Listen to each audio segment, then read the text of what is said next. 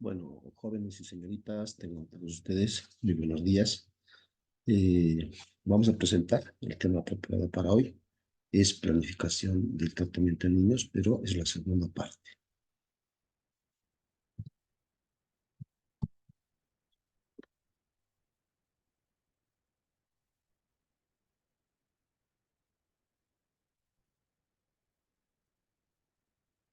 Entonces es la continuación de la determinación del perfil de riesgo, ¿no?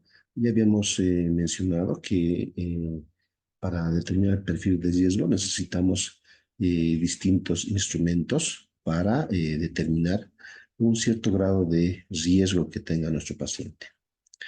Entonces, en esta parte vamos a indicar que la planificación del tratamiento es una secuencia ordenada que el profesional planea para su pacientito niño, mediante la determinación del perfil de riesgo. Mediante estas se van a tomar acciones como preventivas, restauradoras, ¿no? Finalmente, como una base para una rehabilitación integral. Bueno, tal vez dar conceptos ya muy repetitivos va a ser un poquito tedioso, pero es necesario siempre volver a ver o recordar los conceptos de caries dental. Por ejemplo, hay autores que indican que la enfermedad de la caries dental en nuestro medio es aún una verdadera plaga, ¿no? Dada su patogenicidad, se convierte en una enfermedad endémica, ¿no? Entonces, acá eh, el docente o el autor indica que está catalogada como una enfermedad endémica, ¿no? También se puede mencionar que la caries es una enfermedad comportamental, es decir, que está atribuido de acuerdo al comportamiento del ser humano, ¿no? No de la persona. Y también vamos a mencionar que la caries dental es una enfermedad debida al uso indiscriminado de azúcares, ¿no? Vamos a observar que en muchas familias los niños tienen acceso a consumir azúcares, ¿no? En las unidades educativas a hidratos de carbono, azúcares, pipocas, galletas, ¿no? Golosinas, que afecta a nuestro paciente niño. ¿Y qué dice la OMS, Organización Mundial de la Salud? Que es la tercera calamidad sanitaria después de las enfermedades vasculares. Y obviamente que también después del cáncer.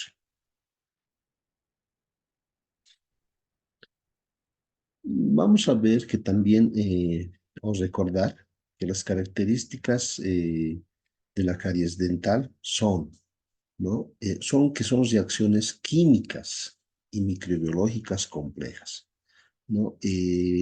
Esas acciones de los microorganismos, ¿no? O de las bacterias van a resultar sobre la pieza dentaria de el consumo de estos hidratos de carbono, ¿no? Los microorganismos se alimentan de estos hidratos de carbono, de los azúcares, y van a producir ácidos, ¿no? ¿Qué ácido va a producir? El ácido láctico, ¿no? Entonces, es una de las características, ¿no? Que las bacterias se alimentan de estos, de estos azúcares.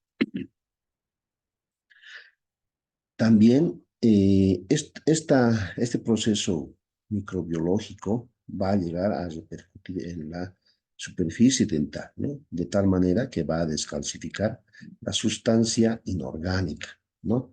Y finalmente va a desintegrar la sustancia orgánica. Entonces, eso es en realidad las características químicas y microbiológicas de la caries dental. También tenemos teorías, ¿no? Vamos a recordar, por ejemplo, la teoría de la proteólisis o quelación, la teoría la teoría de proteólisis propiamente dicha, la autoinmunidad, eh, cuando existen perturbaciones de la nutrición, También existe una teoría llamada la inflamación o la presencia de los gusanos. Tenemos la presencia del potencial eléctrico, la teoría de los ácidos inorgánicos y los agentes parasitarios. Tenemos la teoría genética, debido principalmente al factor hereditario.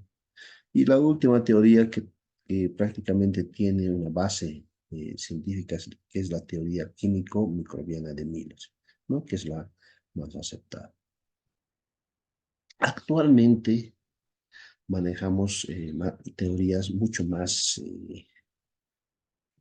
holísticas, podríamos decir, ¿no? Por ejemplo, ¿no?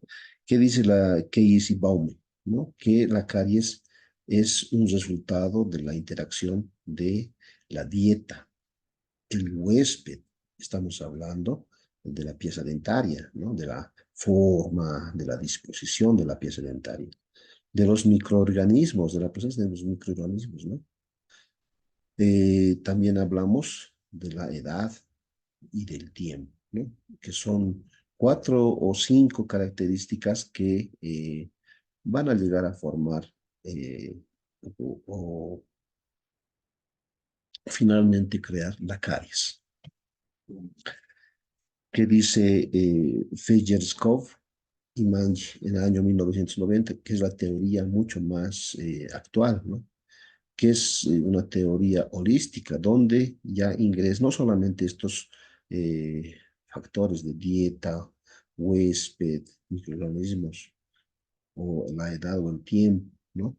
No solamente eso, sino también acá se incluye junto al huésped la saliva, ¿no? La capacidad buffer de la saliva, ¿no? Es decir, que si nosotros o eh, los pacientes consumen una determinada cantidad de azúcares, hidratos de carbono, ¿no? Eh, eh, Pasado unos 10 o 15 minutos, el medio bucal va a disminuir el pH. Entonces, una vez que disminuye el pH, esta capacidad de la pieza dentaria va a ser susceptible a que se pueda llegar a cariar, ¿no? Entonces, para eso está la capacidad buffer de la saliva.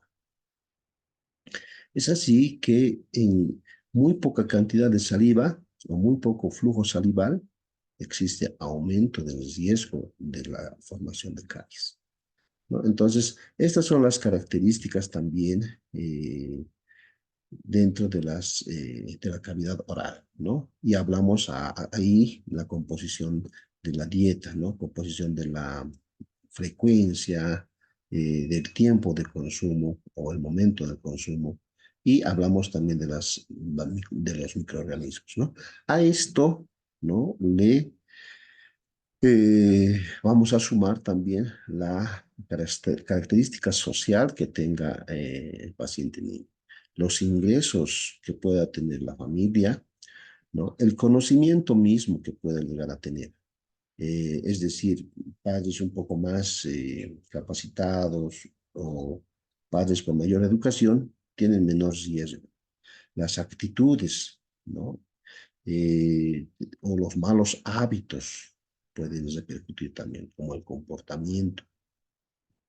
También hablamos de la educación, ¿no? Entonces, hablamos también de la clase social. Por ejemplo, existen barrios que no tienen centros de salud, que no tienen acceso a los servicios de salud, ¿no? Entonces, es una característica más amplia, ¿no? De la que puedes repercutir y formar en la caries, ¿no? Estamos hablando de la etiología de la caries. Dentro de la etiología de la caries vamos a tener factores primarios y factores moduladores.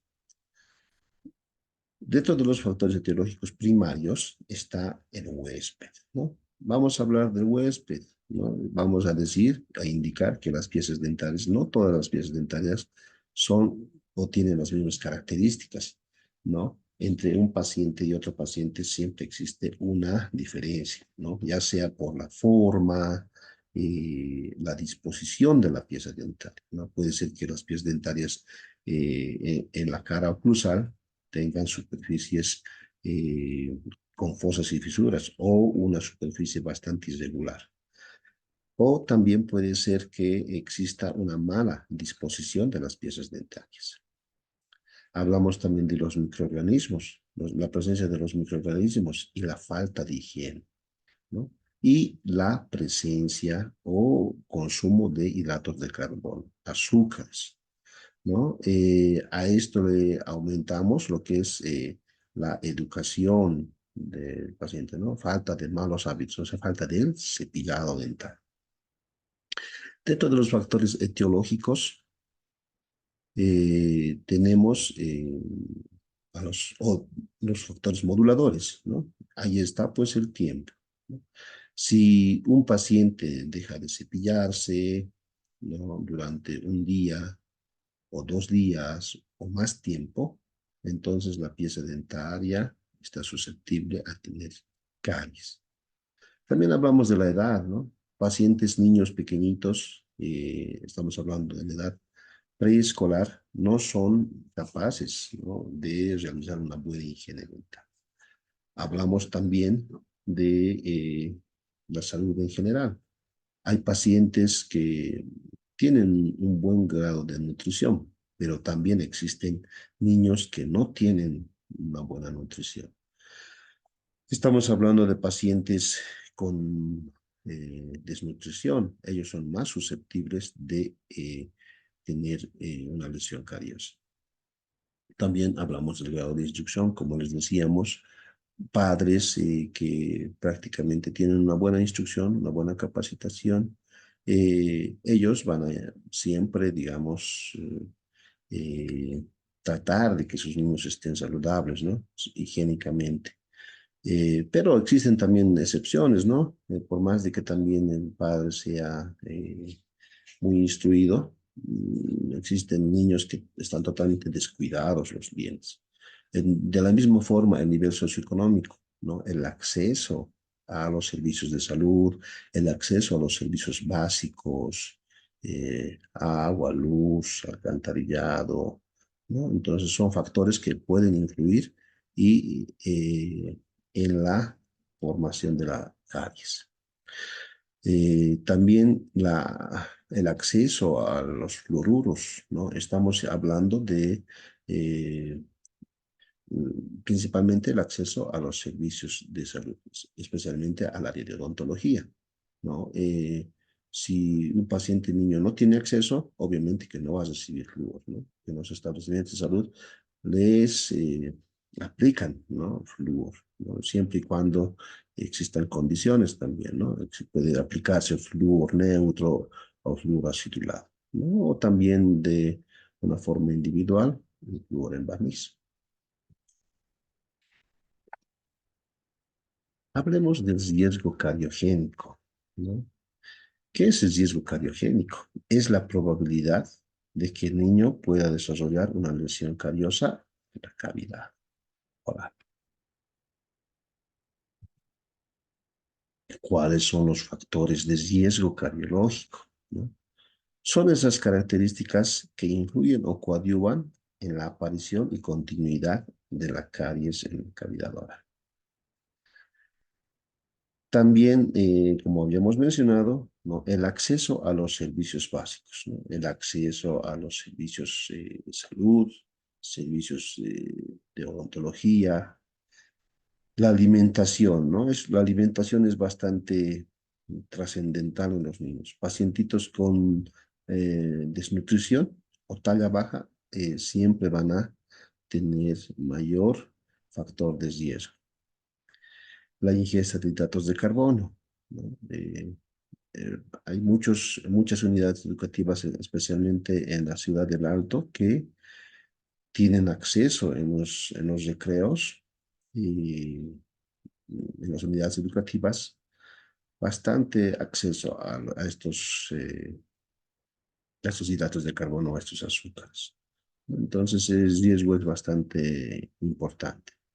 Los niños con capacidades especiales, ¿no?, pueden ser que sus padres no tengan tiempo o los descuiden, ¿no? Por su estado. Ellos, por ejemplo, no tienen la capacidad de realizar una buena técnica del cepillado.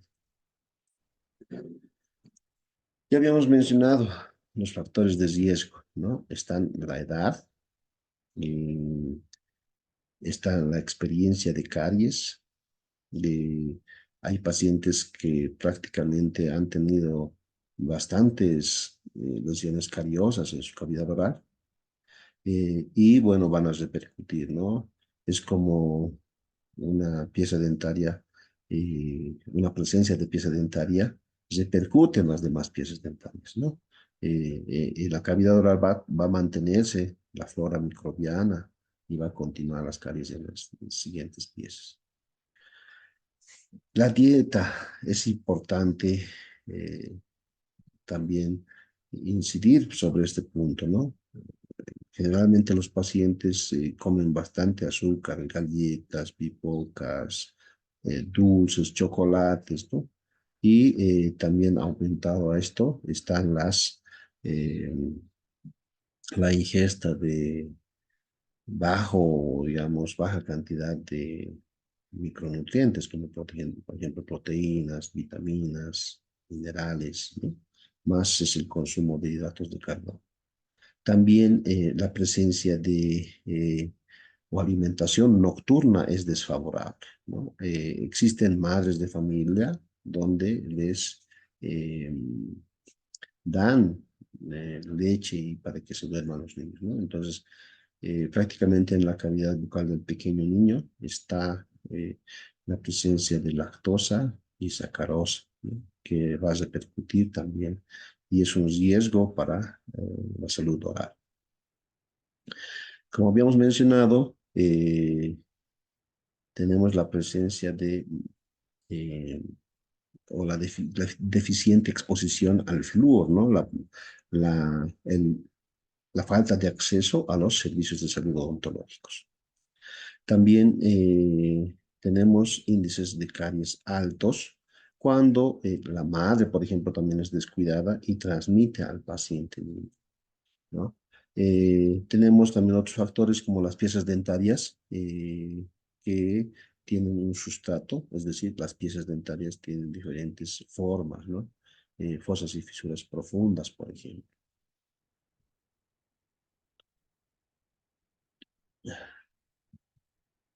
Vamos a hablar de los pacientes, de los niveles de riesgo.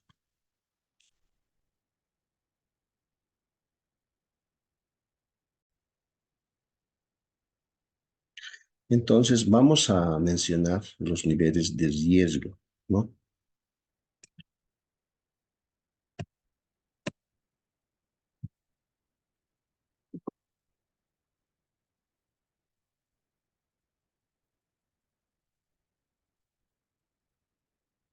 Existen tres niveles de riesgo, un riesgo alto, un riesgo moderado y un riesgo bajo.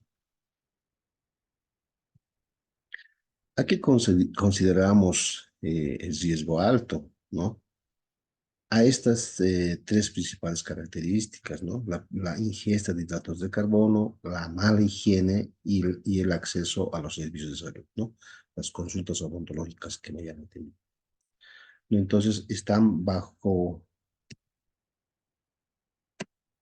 estos aspectos, ¿no? Los niveles de riesgo.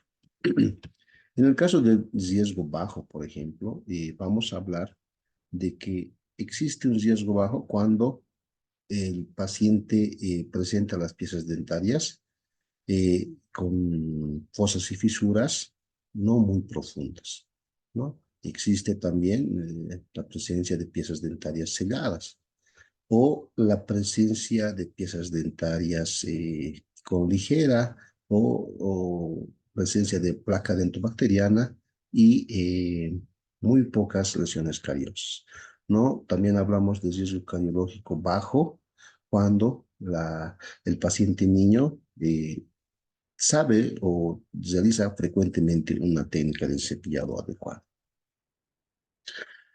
Y cómo no, también vamos a hablar de riesgo bajo cuando el paciente tiene acceso a los servicios de salud y principalmente a la aplicación del flujo, ¿no? Entonces acá también observamos un gráfico donde el paciente niño puede consultar. Hablamos también de riesgo moderado en caso de que las caries dentarias existan ya en las superficies molares, ¿no? Y también cuando existen las superficies oclusales ya con fosas y fisuras bastante profundas, ¿no? Profundas, que son susceptibles de realizar un sellado de fosas y fisuras. También vamos a hablar de la presencia de placa dentobacteriana y la presencia tal vez de cálculo supra o subgingival, ¿no? También tenemos el acceso a los servicios de salud, ¿no? Y el acceso propiamente dicho al flujo. También hablamos de riesgo moderado cuando el paciente niño utiliza, ya cuando probablemente le han hecho un tratamiento, ¿no? De forma integral y utiliza un aparato de ortodoncia o algún tipo de mantenedor de espacio. Cuando hablamos de riesgo alto, entonces vamos a mencionar la presencia de mala higiene, ¿no? Principalmente mala higiene dental. Estos pacientes no se cepillan los dientes o se cepillan a veces o de vez en cuando. O si se cepillan, le pasan el cepillo y, bueno, no utilizan una buena técnica, ¿no? Cuando existe ya, no solamente a nivel de los molares, ¿no? Las lesiones cariosas, sino también afectan a todas las superficies, ¿no? Cuando existe mucha cantidad de caries, incluyen las partes anteriores, incluso en las partes inferiores, ¿no? En las piezas dentarias anteroinferiores. Sobre todo hablemos de la presencia de la ingesta de hidratos de carbono, ¿no? Azúcares, ¿no?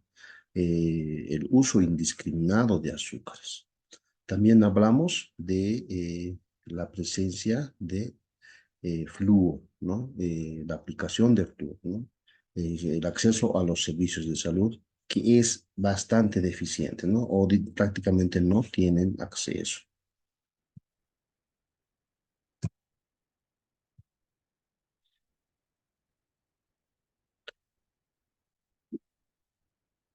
Como habíamos mencionado, el riesgo alto también es la presencia de hidratos de carbono, ¿no? Hay pacientes niños, como habíamos mencionado hace un momento, que por hacer dormir a los niños o hacer de que estos niños no molesten por la noche, les dan su mamadera, ¿no? O un chupón, que es más perjudicial, ¿no? La mamadera, por ejemplo, pueden aplicarle en la noche y eh, lo que va a ocurrir es que las piezas dentarias se van a desmineralizar en una primera instancia, ¿no? Por la presencia de estos ácidos que forman las bacterias. En la noche existe un aumento de la velocidad de la eliminación de los azúcares, ¿no? Cuando existe un aumento de la saliva. Pero cuando ya los niños empiezan a dormirse, ¿no? Existe un incremento del riesgo de la caries porque existe un flujo menor de saliva o prácticamente no existe un flujo salival. Entonces, cuando existe mayor presencia de saliva, existe menor posibilidad de un riesgo cariológico. Y cuando existe menor flujo salival, existe un mayor incremento de riesgo de caries. También existe mala eh, o prácticamente una nula atención a los servicios de salud. Prácticamente no asisten estos pacientes para una buena orientación. Hablemos de los indicadores de la determinación de riesgo, ¿no? ¿Cómo vamos a determinar el riesgo de un paciente? Principalmente por la presencia de caries dental, ¿no? Otro de los factores es la presencia de la placa dentobacteriana. También hablamos de la presencia de la dieta. Entonces, la presencia de la lesión cariosa, ¿cómo lo medimos? ¿Cómo vemos en nuestros pacientes? Mediante un instrumento que es el odontograma, ¿no? Acá está nuestro odontograma, que lo van a encontrar en nuestra historia clínica. Bueno, acá vamos a identificar que existen un riesgo bajo cuando existen dos superficies oclusales cariadas, ¿no? Cuando existe un riesgo moderado, cuando existen superficies cariadas entre 3 a 6 superficies, ¿no? Entonces, cuando existe un riesgo alto, cuando existe mayor a 6 superficies, ¿no? Esto principalmente en piezas molares, hablamos, ¿no? Pero también podemos observar en piezas anteriores, ¿no? Las lesiones cariosas. ¿Cómo es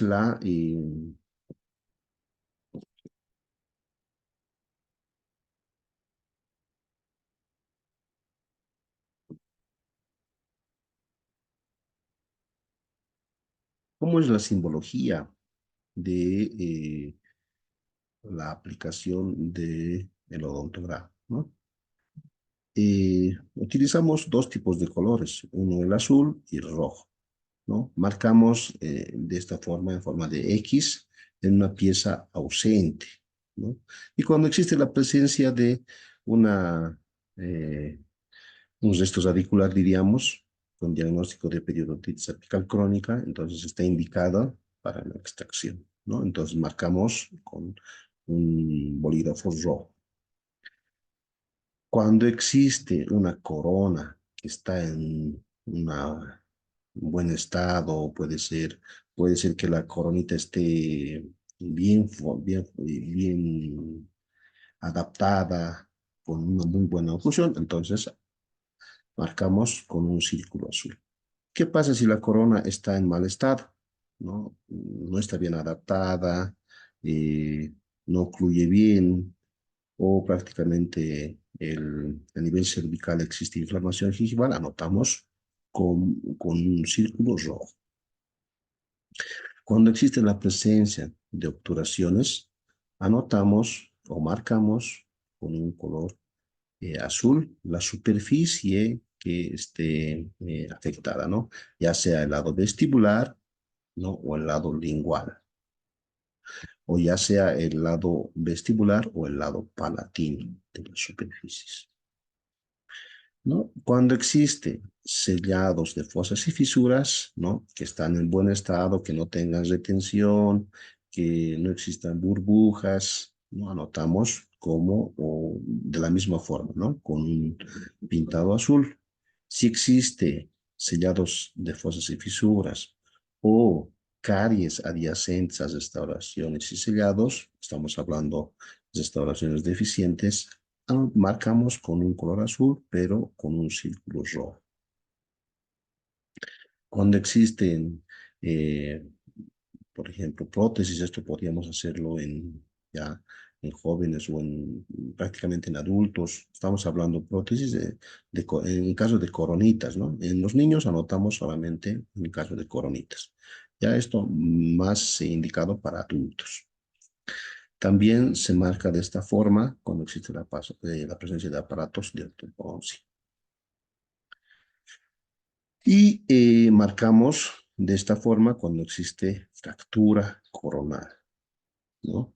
Y cuando existe la presencia de lesiones cariosas, ¿no? En la superficie vestibular, en la superficie lingual o en la superficie vestibular y palatina de los superiores, ¿no? Marcamos con rojo las lesiones cariosas, ¿no? Entonces es una forma de utilizar nuestro odontograma de una forma adecuada.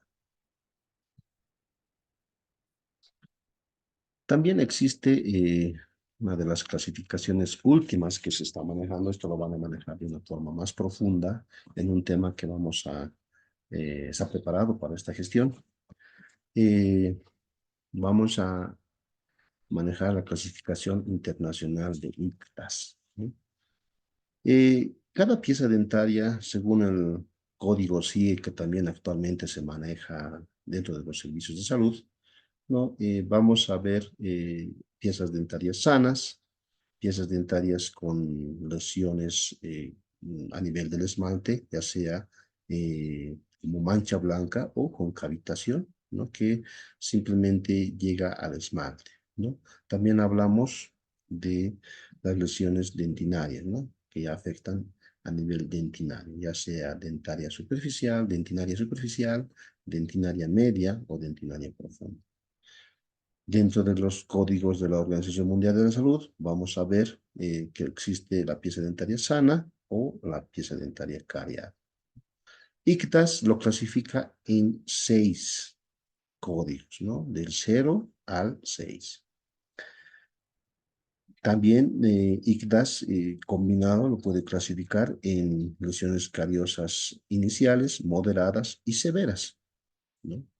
Y este es otro autor también que puede llegar a clasificar según la profundidad, ¿no? En una mancha superficial, un surco profundo tal vez, y en caries penetrante o caries no penetrante y caries penetrante, ¿no? ¿Cuáles son las características visuales, ¿no? Por ejemplo, del ICDAS 0.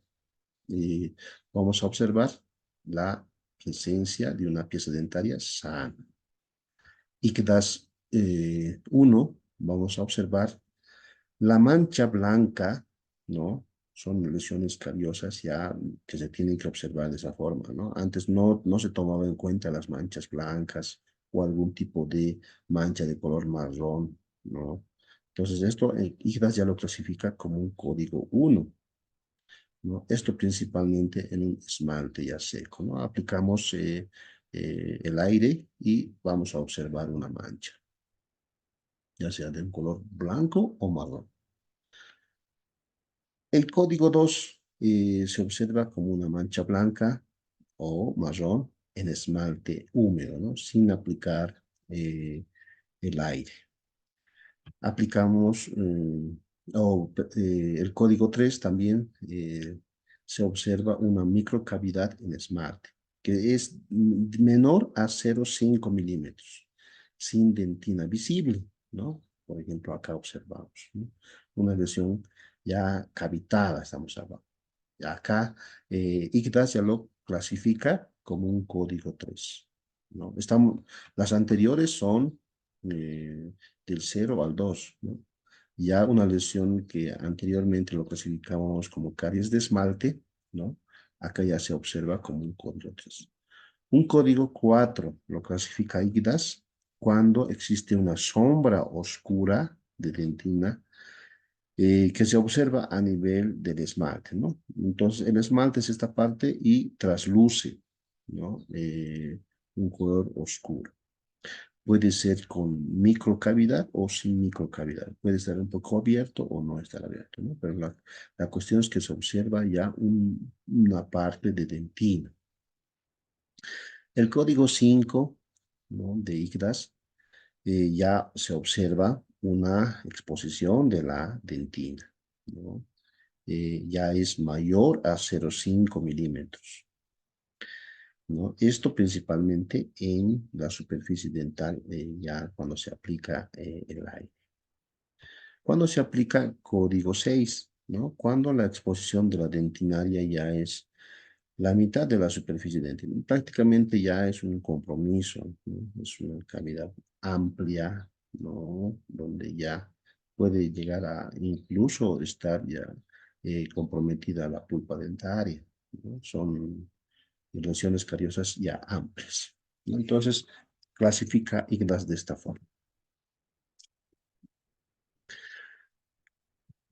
Hablemos también de la presencia de placa dentobacteriana, ¿no?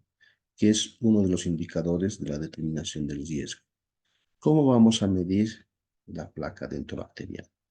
Nosotros en la clínica lo medimos mediante el índice de O'Leary, ¿no? Para eso tenemos un instrumento donde vamos a eh, indicar al inicio, en la parte intermedia del tratamiento y a la finalización del tratamiento, ¿no? Existen también otros indicadores, por ejemplo, el índice de higiene oral simplificado, ¿no? Mucho antes de este índice oral simplificado se manejaba solamente el índice de higiene oral, ¿no? Esa es otra clasificación más actualizada, ¿no? Que se maneja principalmente en adultos, podríamos decir, ¿no?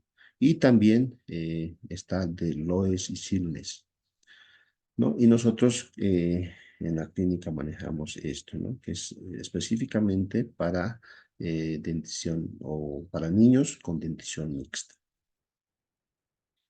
Para realizar un índice de O'Leary, ¿qué es lo que utilizamos? Un revelador de placa dentobacteriana, ¿no? Este revelador nos va a mostrar clínicamente la presencia de placa, ¿no? Y nos valemos de este nuestro índice, ¿no? Donde es al igual que o la misma forma que un odontograma, donde la pieza dentaria está dividida en 4 superficies: una vestibular, una palatina, una distal y una mesial, ¿no? Las caras proximales. Solamente tomamos en cuenta estas superficies. Y bueno, eh, y observamos la cantidad de superficies que se marcan, ¿no? Y sobre el número total de superficies examinadas, ¿no? Entonces vamos a hacer una división y vamos a obtener un resultado. Si el resultado está entre 0 y 20, obviamente será un riesgo bajo. De 21 a 50 será un riesgo moderado, y de 51 para arriba hasta el 100 será un riesgo alto, ¿no? Entonces, de esa forma, nosotros identificamos la presencia de placa bacteriana, ¿no? Y así vamos a determinar qué vamos a realizarle, ¿no? Qué vamos a instruir a nuestro paciente, ¿no? ¿Qué podemos enseñarle? ¿Qué técnica le vamos a enseñar? ¿O qué tipo de pasta dental le vamos a prescribir, ¿no? También vamos a enseñarle acá una técnica adecuada del cepillado dental.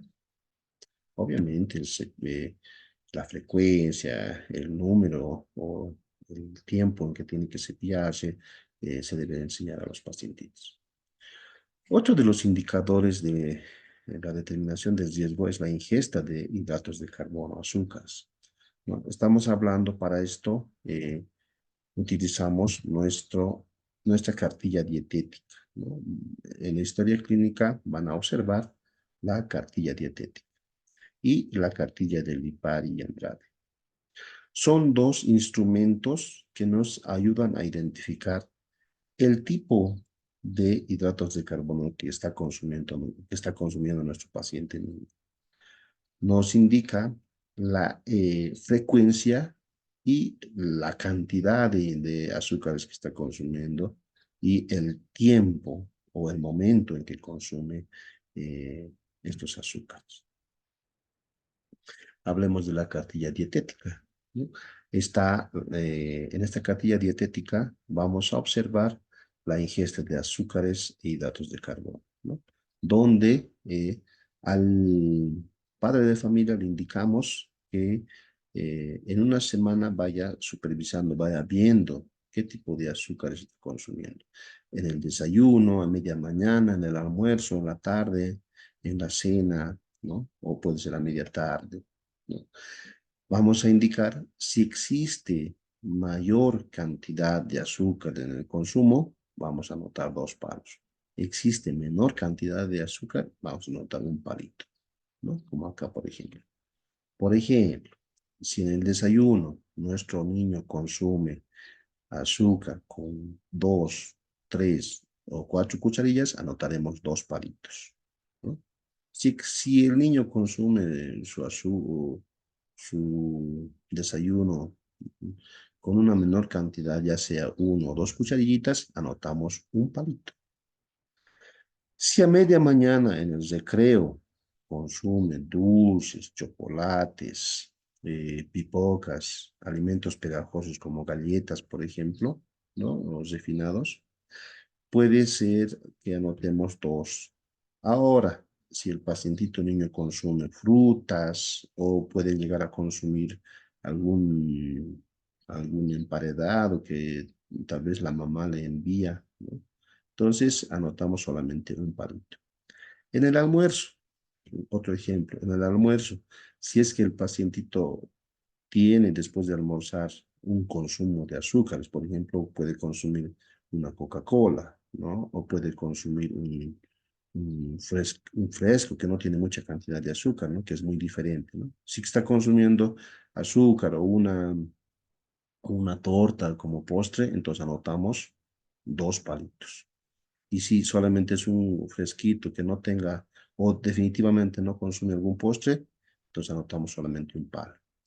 A media tarde, generalmente, otros niños que también están en las unidades educativas pueden llegar a consumir la misma forma, ¿no? Acá, por ejemplo, está anotado tres palos que no se debe anotar, solamente anotamos uno o dos palitos, ¿no? Acá seguramente a media tarde hay que consumir bastante cantidad de azúcar, ¿no? Entonces no debemos hacer eso, solamente anotar uno o dos palos. En la cena, ¿no? También, o en la a media tarde hablamos del tecito, ¿no? A veces consumimos o el niño puede llegar a consumir con 3 cucharillas de azúcar, vuelve a tomar su leche, ¿no? Entonces, si es eh, bastante ingesta de hidratos de carbono, anotamos los palos. En la cena, bueno, se ha consumido solamente su desayuno o su cena con algún fresquito o algún elemento no muy azucarado, entonces solamente anotamos un palito. O tal vez también existe el consumo de diferentes horarios, ¿no? Podemos anotar aquí dos palitos. ¿Sí? Entonces, se hace una sumatoria, ¿no? De cada día y se divide entre los 7 días, ¿no? El total dividido entre 7 y si nuestro resultado es de 0 a 2,9 es bajo, de 3 a 3,9 es moderado y más de 4 es alto, ¿no? Acá vamos a anotar el resultado y vamos a anotar el perfil de riesgo. Entonces, es la forma de manejo de la cartilla dietética. El índice de Olari, ¿no? También manejamos de esta forma. En un principio, utilizamos al inicio del tratamiento lo que es la presencia de placa dentobacteriana, ¿no? Con la ayuda del revelador de placa podemos utilizar, identificar las superficies pintadas y vamos a determinar el, principalmente el ejercicio, ¿no? Las superficies pintadas sobre las superficies examinadas por sí. Obtendremos un resultado que nos va a determinar un perfil de riesgo. Si va a ser alto, moderado o bajo, ¿no? Lo ideal es de que esté en esta forma, ¿no? A inicios del tratamiento, obviamente vamos a identificar que tiene un perfil alto, de riesgo alto, vamos a instruirle, vamos a prescribirle una pasta dental adecuada, vamos a instruirle, a enseñarle una buena técnica dental, una técnica de cepillado, ¿no? Vamos a instruirle los horarios que debe cepillarse, ¿no? La frecuencia del cepillado. Entonces, todos esos aspectos van a repercutir, ¿no? En que a medida que pase el tratamiento vaya disminuyendo. Es decir, que un índice de Olari intermedio que les realizamos a medio tratamiento, nuestro perfil de riesgo debe ir bajando, ¿no? A moderado o prácticamente bajo, ¿no? Y finalmente ya sea un perfil de riesgo eh, con este instrumento, ya sea bajo, ¿no? Entonces hablamos de un riesgo bajo cuando es de 0 a 20, un riesgo moderado de 21 a 50 y un riesgo alto de 51 a 100.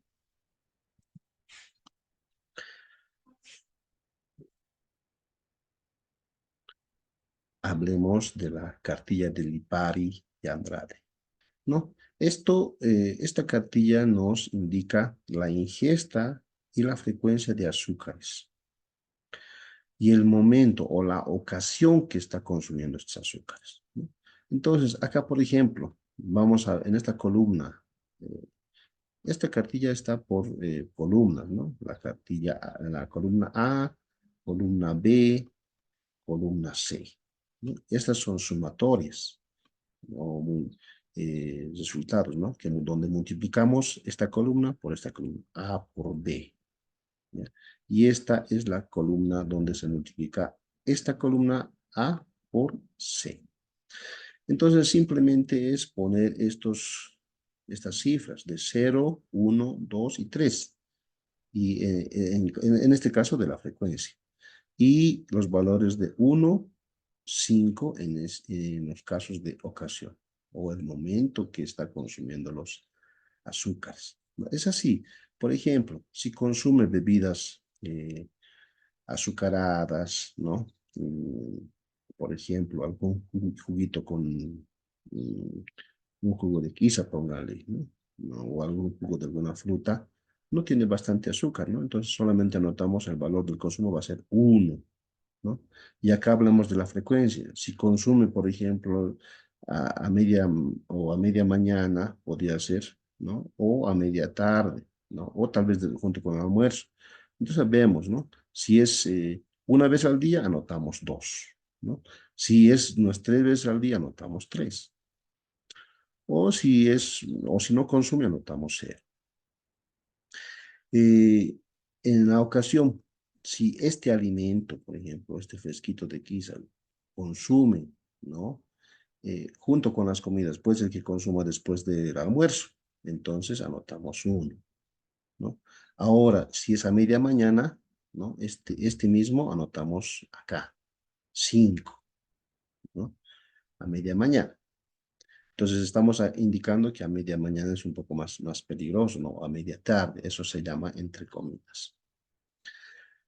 Ahora, también podemos anotar, por ejemplo, acá un poco más abajo, masas azucaradas, ¿no? Acá, caramelos, ¿no? Dulces, galletas, chocolates, que es un poco bastante más cariogénico que la bebida que les mencionaba.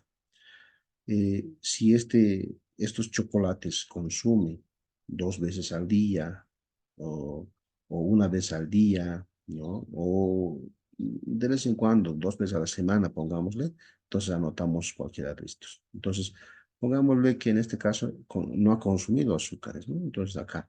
O podemos anotar que este niño consume a media mañana y a media tarde chocolates, anotamos 3 acá.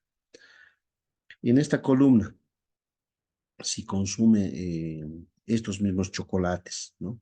Ha consumido a media mañana, ¿no? Anotamos 5 acá, ¿no? O a media tarde anotamos 5. O si ha comido juntamente con su almuerzo o con el desayuno ha consumido, entonces anotamos solamente 1, ¿no? Entonces es un poco más peligroso consumir entre comidas. O definitivamente el consumo de azúcar propiamente dicho, ¿no? Vamos a anotar acá, ¿no? Si una vez consume una vez al día, anotamos 2. Si este azúcar consume solamente junto con las comidas, es decir, con el desayuno, anotamos 1. Y si ha consumido a media mañana o a media tarde, anotamos 5. Entonces, esta columna multiplicamos por esta.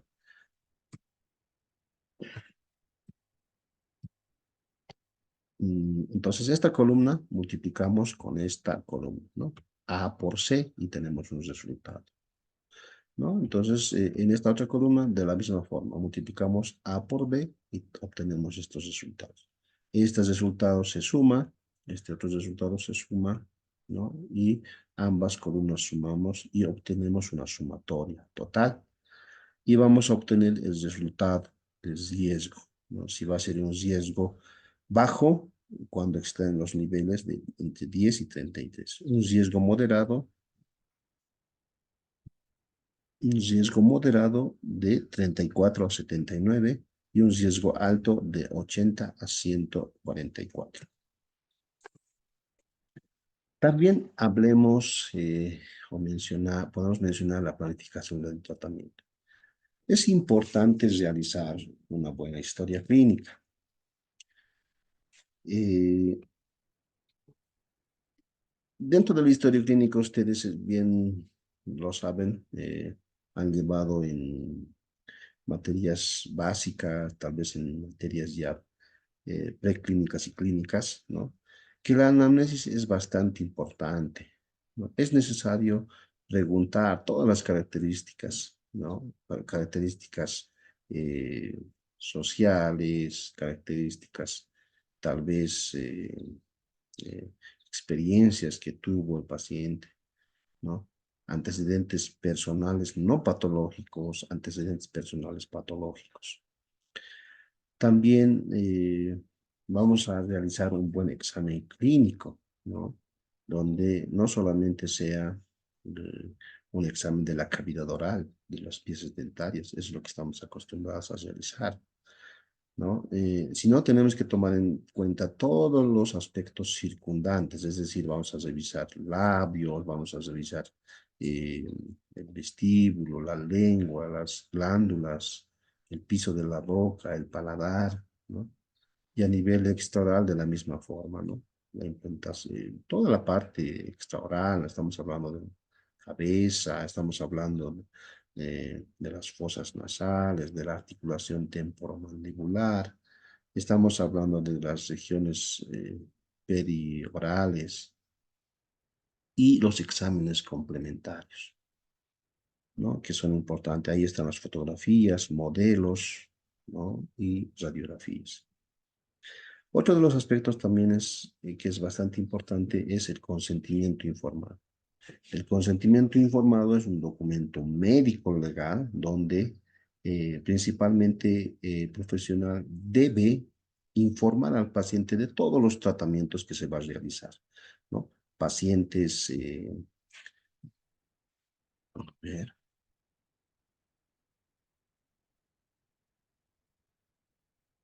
en el consentimiento informado vamos a informar de todos los tratamientos que puedan realizarse y de los casos, en el caso de que no se realice ese tratamiento, ¿qué consecuencias podría traer? ¿No? Entonces, el consentimiento informado es bastante importante. Como les decía, es un documento legal que, llegado el momento, puede servir de constancia para una defensa legal, ¿no? Entonces, es muy importante ya realizar en las clínicas, ya sea en nuestra misma clínica de la universidad y de la carrera, o como en los consultorios privados, ¿no? Cuando ya vayan a ejercer su profesión, o también en los establecimientos de salud, que prácticamente es obligatorio realizar el consentimiento informado. Entonces, acá el paciente está consciente de que ha recibido la información y, bueno, firma con la constancia, ¿no? Y está con la autorización correspondiente para su niño, ¿no? Entonces, es importante realizar este consentimiento informado, ¿no?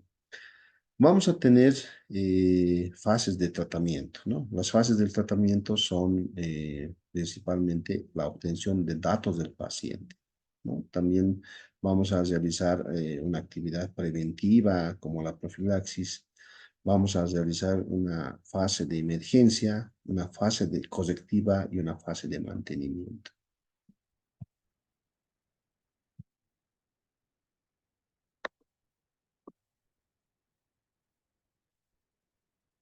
Vamos a, dentro de la historia clínica también observamos la etiología del traumatismo, ¿no? Vamos a ver algunos pacientitos que pueden, digamos, pelear, accidentarse jugando, ¿no? O tener algún tipo de accidente o la debilidad de las piezas dentales, ¿no? Existen, eso ya lo vamos a llevar también más adelante, existen una clasificación del traumatismo, ¿no? Ya sea a nivel de tejidos blandos, ¿no? O a nivel de fracturas dentarias, o también a nivel de periodonto, ¿no? Donde vamos a determinar, vamos a observar cada una de sus características de estos traumatismos, ¿no? Eso lo vamos a realizar un poco más adelante. ¿no? Pero se tienen que tomar este tipo de lesiones que pudiera tener al momento del inicio del tratamiento. ¿Cuáles son también las fases de la dentición? Esto principalmente para realizar un buen diagnóstico y una buena planificación del tratamiento, ¿no? Es importante conocer eh, la cronología de erupción de las piezas dentarias, ¿no? Ya sea de las piezas dentarias temporales, ¿no? O de las piezas dentarias permanentes. Vamos a también ver que estas funciones de la dentición temporaria no solamente se remiten a cuatro, ¿no? Masticación, fonación, estética, sino también eh, es importante en la estética y el balance fisiológico.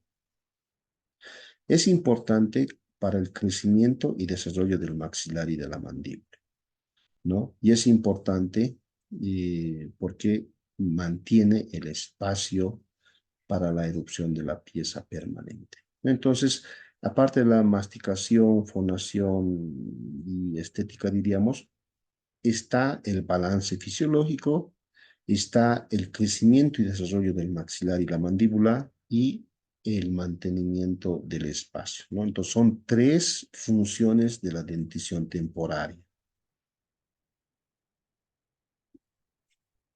Debemos conocer también la cronología de erupción en la dentición permanente, ¿no? Acá observamos, por ejemplo, cuando ya un niño tiene 7 años, ¿no? Cuando ya está prácticamente a punto de erupcionar este primer molar, ¿no? Y acá está la pieza canina, el primer premolar, el segundo premolar, ¿no? Debemos determinar y saber en qué fecha exactamente va a erupcionar y caer cada pieza dentaria, ¿no? Entonces, para eso vamos a observar también un pequeño cuadrito. eh, Vamos a ver la etiología de la pérdida de esas piezas temporales. Entonces, como son importantes estas piezas temporales, debemos identificar la etiología, ¿no? Vamos a ver la pérdida dentaria prematura, ¿no?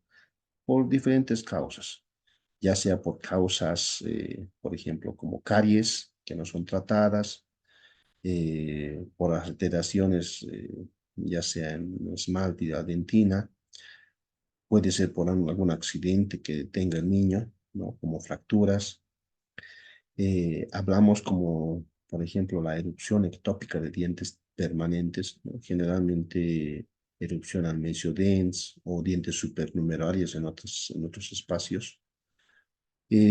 También la agenesia de dientes temporales, la fuerza mesializante de los dientes posteriores, que es mayormente en la arcadia inferior. ¿A qué se refiere esto, no? Cuando erupcionan o extraemos o existe una pérdida de la pieza dentaria, especialmente del segundo molar temporario, ¿no? El primer molar permanente que erupciona, ¿no? Generalmente se mesializa. Entonces, para evitar eso, nosotros realizamos un mantenedor de espacio.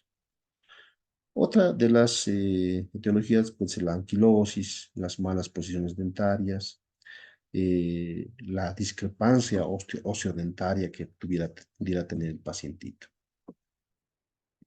¿no? Como les mencionamos hace un momento, vamos a ver acá la cronología de erupción, ¿no? Los incisivos centrales, ¿no? ¿Cuándo erupciona? Erupciona de 8 a 12 meses, ¿no? ¿Y cuándo se van a exfoliar? A los 6 y 7 años, ¿no? Estos incisivos centrales, ¿no? Acá tenemos que tomar en cuenta también que existen dos tipos de erupción, ¿no? Una que es una erupción que prácticamente es estándar, ¿no? Y otra erupción tardía, ¿no? Generalmente es una diferencia entre 6 meses hasta 12 meses, ¿no? Entonces es una erupción tardía. Pero una referencia estándar es este cuadro que les estoy presentando. El incisivo lateral, ¿cuándo erupciona? de 9 a 13 meses. ¿Y cuando las piezas se caen? De los 7 a 8 años, ¿no? Los caninos, cuando erupcionan, de los 16 a los 22 meses y se caen a los 12 años, los caninos superiores, ¿no? Puede ser que esté un poquito adelantada a los 10 años. El primer molar erupciona de los 13 a los 19 meses, ¿no? Y se caen a los 9 y 11 años, ¿no? Se exfolian a los 9 y 11 años. El segundo molar superior erupciona de 25 a 33 meses y se exfolian de 10 a 12 años, ¿no? Es similar en el inferior, ¿no? El incisivo central se exfoliará de 6 a 7 años, el lateral se exfoliará de 7 a 8 años, el canino de 9 a 12 años, eh, el primer molarcito se exfoliará de 9 a 11 años y el segundo molar de 10 a 12 años, ¿no? Entonces prácticamente es similar, ¿no? Eh, entre 9 y 10 o 12 años, ¿no? Van a exfoliarse estos primeros y segundos molares. Y hasta esa fecha, todo profesional debe tratar de mantener este espacio que crean estas piezas dentales, principalmente el primer y segundo molar temporal, ¿no? Acá observamos un paciente niño donde ya prácticamente están a punto de exfoliarse estas piezas anteriores, ¿no? Anteroinferiores, y está la presencia de la erupción del primer molar, ¿no? Para esto también nos apoyamos de los estadios NOLA, ¿no? Donde en un estadio NOLA es donde existe ausencia de cripta, en un estadio 2, la presencia de la cripta, ¿no? Donde se observa radiográficamente. Un estadio 2, una calcificación inicial. Un estadio 3, un tercio de la corona completa. Un estadio 4, dos tercios de la corona completa. Y prácticamente la corona completa un estadio 5. Un estadio 6 ya prácticamente el inicio de la formación de la raíz. Un estadio 7 ya la formación de un tercio de la raíz. Un estadio 8 dos tercios de la raíz. Un estadio 9 una raíz prácticamente ya completa, pero está con el ápice abierto. Un estadio 10 cuando está la raíz completa ya y su ápice o su foramen está cerrado, ¿no? Entonces, también tenemos las piezas dentarias que a los 9 meses, por ejemplo, a los 6 meses, a los 9 meses, a los 12, 2 años, 3 años, 4 años, 5 años, ¿no? La erupción de cada pieza dentaria, ¿no? Acá nos podemos guiar. Por ejemplo, si tenemos un pacientito de 3 años, prácticamente ya están todas alineadas, ¿no? Todas las piezas dentarias ya están a punto de ocluir, ¿no? A los 2 años todavía faltaría la oclusión, ¿no? Estamos hablando de un paciente niño de 1 año, solamente tiene la presencia de los primeros molarcitos, ¿no? La erupción de los primeros molares eh, y la presencia de los anterosuperiores y anteroinferiores, ¿no? En niños menores a 9 meses tenemos la presencia solamente de las piezas anterosuperiores y anteroinferiores, ¿no? En los 6 meses, en los anteroinferiores solamente, y al inicio de la erupción, ¿no? Entonces es un cuadro que nos guía bastante bien. Un niño de 5 años, por ejemplo, acá ya está la presencia de erupción de los primeros molares permanentes.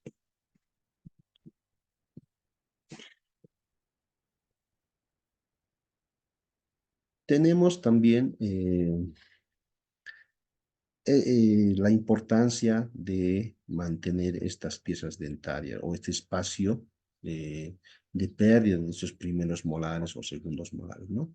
Con la presencia de estos aparatos, ¿no? Por ejemplo, acá observamos un, una, un mantenedor de espacio, ¿no? Eh, donde está la coronita y su ansa, ¿no? Entonces tenemos una banda también o corona guía de erupción con un extremo. Tenemos un alambre y resina adhesiva compuesta, ¿no? Tenemos este material, la barra transpalatina de dos extremos, el botón palatino de Nance de dos extremos, ¿no? Son diferentes elementos que podemos aplicar en nuestro pacientito, ¿no? Para, con la finalidad de mantener estos espacios, ¿no? Por ejemplo, existe este otro donde el antes y el después, ¿no? Cuando ya está a punto de erupcionar, ¿no? Entonces, finalmente se les retira, una vez erupcionado, se les retira eh, este mantenedor de espacio y bueno, finalmente se va a exfoliar esta pieza dentaria también, ¿no? Si es que es una pieza temporaria. En este caso es un molar permanente, ¿no? Entonces solamente es retirar el aparato de ortodoncia, ¿no? Acá estamos observando la base el botón de palatino de Nance o la base transpalatina. También es importante identificar, diagnosticar el, la conducta de nuestro pacientito, ¿no? En la historia clínica van a observar una clasificación del manejo conductual, si es colaborador, no colaborador, y también hay una clasificación de Frankel, ¿no? Entonces, de acuerdo a eso, vamos a observar las características del manejo conductual en un paciente preescolar, en un paciente escolar, en los adolescentes, preadolescentes y adolescentes, ¿no? Cada grupo etario tiene sus características que no vamos a poder tratar de igual forma, ¿no? Un paciente que ya está a nivel escolar con un paciente preescolar.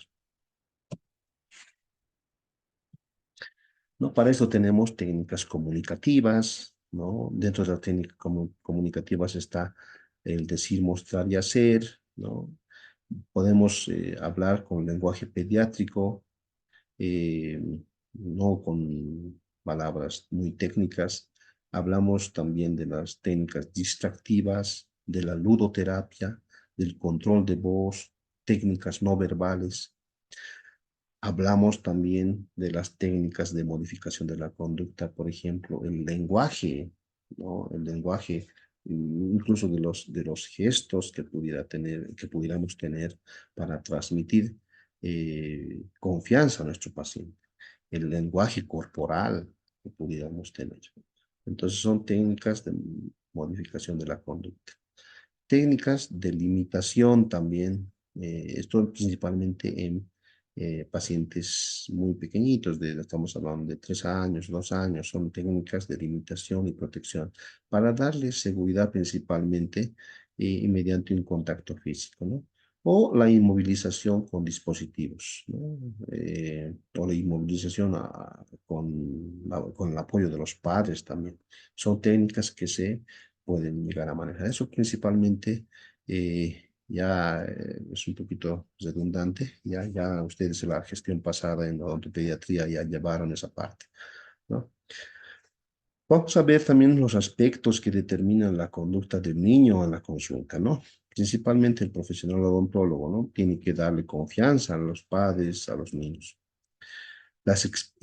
Tenemos que también identificar la experiencia previa en las consultas. Puede ser que en una consulta previa haya tenido una mala experiencia el niño, ¿no? Entonces debe trabajar sobre ese punto. La separación de los padres es de vital importancia, ¿no? Los niños prácticamente a veces no, no se pueden separar.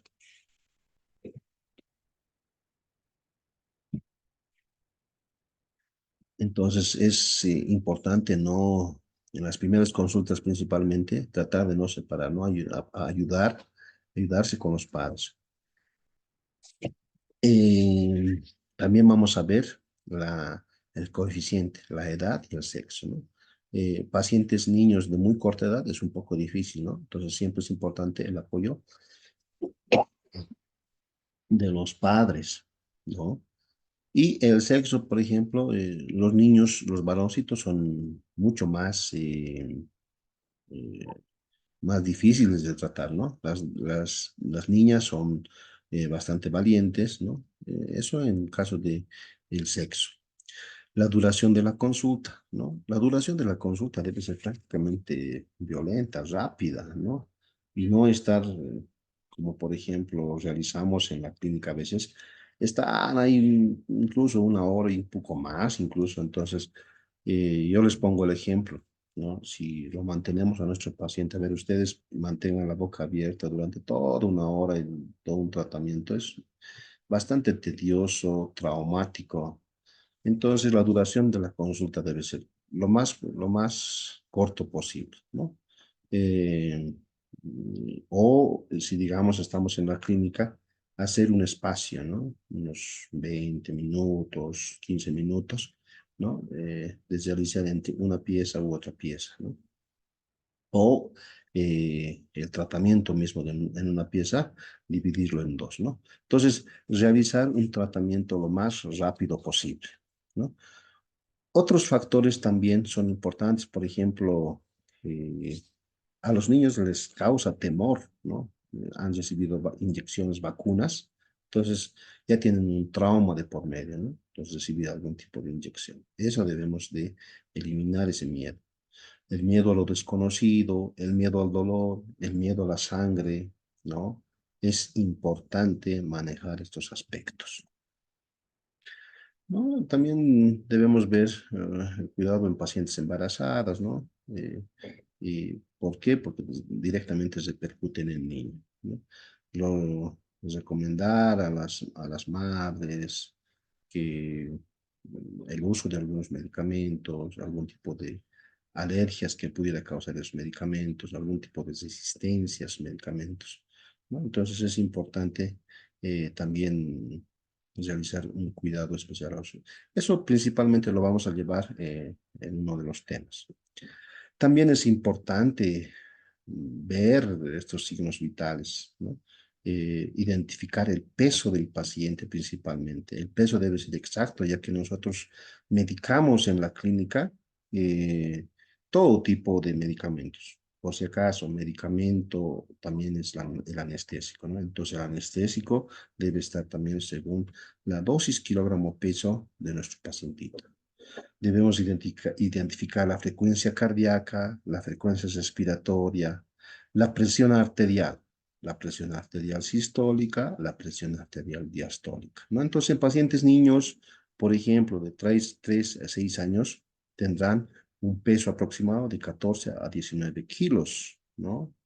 Eso depende mucho. Algunos son bastante gorditos, otros son más flaquitos, ¿no? Un poco más bajo de peso. La frecuencia cardíaca, ¿no? Que puede estar entre 85 y 115, la frecuencia respiratoria de 15 a 20, la presión arterial puede estar entre sistólica de 80 a 120, la presión arterial diastólica puede estar entre 50 y 80, ¿no? En los niños de 6 a 8 años, ¿no? La presión arterial sistólica de 85 a 130 y de 55 a 90 la diastólica, ¿no? Entonces son valores normales que podemos encontrar en los niños, ¿no? Entonces es importante verificar estos. Y un ejemplo que les doy, si nosotros sobredosificamos, ¿no? Entonces vamos a alterar estos valores, ¿no? Entonces debemos conocer, ¿no? Estos valores normales, ¿no? Entonces, para esto, para no sobredosificar, utilizamos las diferentes fórmulas, ¿no? Como les han enseñado en la odontopediatría, la utilización de la fórmula de Harnack, por ejemplo, en niños de 3 años utilizamos un tercio de la dosis del adulto. En niños de 7 años, estamos hablando de niños en edad escolar, ¿no? Utilizamos la mitad de la dosis, y en niños arriba de 12 años ya utilizamos la dosis del adulto, ¿no? Esa es una de las fórmulas de Harnack. La dosificación de los fármacos también está la regla de Jung, ¿no? Donde la dosis del adulto se multiplica a la edad de niños y la edad de niños más 12, ¿no? Es una constante. Ese es el ejemplo, por ejemplo, de 100 miligramos por 8 dividido entre 20. Entonces la dosis será del niño 40 miligramos, ¿no? Entonces la regla de Jung también es importante ver. La regla de Clark, ¿no? Donde utilizamos el peso del niño sobre una constante que es de 70 y podemos obtener la dosis del niño, ¿no? Y eso de las dosis generalmente también es importante, la dosis kilogramo peso, y saber la dosis exacta de cada medicamento, ¿no? También es lo más efectivo que podemos manejar. El tratamiento y el abordaje de los antimicrobianos también es importante, ¿no? Eso ya vamos a estar viendo en los diferentes módulos o diferentes temas que vayamos a darles esta gestión, ¿no? Hablemos de las, por ejemplo, de las penicilinas, las amoxicilinas, ¿no? Iniciamos con esos tratamientos simples. En el caso de resistencia, bueno, realizamos una combinación con el ácido clavulánico o el sulbactam. En casos por ejemplo, de alergias, utilizamos macrólidos, por ejemplo, la eritromicina o la claritromicina, ¿no? Y en caso de que sean resistentes a diferentes bacterias, por ejemplo, las gram negativas, utilizamos otro tipo de medicamentos, por ejemplo, como la claritromicina o metronidazol, ¿no? Pacientes que están hospitalizados ya se utilizan la clindamicina y la acitromicina, ¿no? Acá, por ejemplo, en la época de pandemia se está utilizando bastante acitromicina, ¿no? Prácticamente en las farmacias la acitromicina lo vendían así sin una receta. Entonces, acá, por ejemplo, estamos indicando de que se utiliza en pacientes hospitalizados la clindamicina y la acitromicina, ¿no? Entonces, aparte de esto, ya existen otros medicamentos eh, mucho más de manejo hospitalario y de manejo parenteral, que, bueno, no lo estamos mencionando acá, ¿no? Entonces, esto es lo que podemos manejar de forma ambulatoria, ¿no? Acá están las dosis que también podemos mencionar de la amoxicilina, el ácido clavulánico, la eritromicina, el metronidazol y la clindamicina, ¿no? Las dosis según kilogramo peso, ¿no?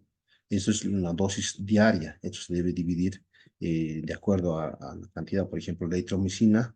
Esta dosis lo dividimos entre 4, ¿no? Porque son cada 6 horas.